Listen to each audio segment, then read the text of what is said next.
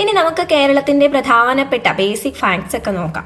അപ്പൊ ഇതാണ് നമ്മുടെ കേരളം എന്ന് പറയുന്നത്. നമുക്കിവിടെ കാണാം 14 ജില്ലകളൊക്കെ ആയിട്ട്. അതിന്റെ അയൽ സംസ്ഥാനങ്ങളാണ് ഇവിടെ തമിഴ്നാട് ആൻഡ് അതുപോലെ ഇവിടെ കർണാടക.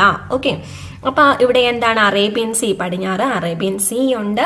അപ്പോൾ നമുക്ക് ഇവിടെ ഓരോ കാര്യങ്ങൾ നമുക്ക് ഡീറ്റെയിൽ ആയിട്ട് തന്നെ നോക്കാം.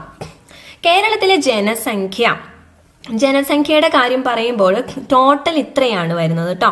അപ്പോൾ ടോട്ടൽ എന്ന് പറയുമ്പോൾ ഇവിടെ ഇതിൽ 48% പുരുഷന്മാരും സ്ത്രീകൾ എത്രയാണ്, സ്ത്രീകൾ എന്ന് എഴുതിയത് ഇച്ചിരി മാറിപ്പോയിട്ടുണ്ട്. സ്ത്രീകൾ എത്രയാണ്, 52% വരുന്നത്.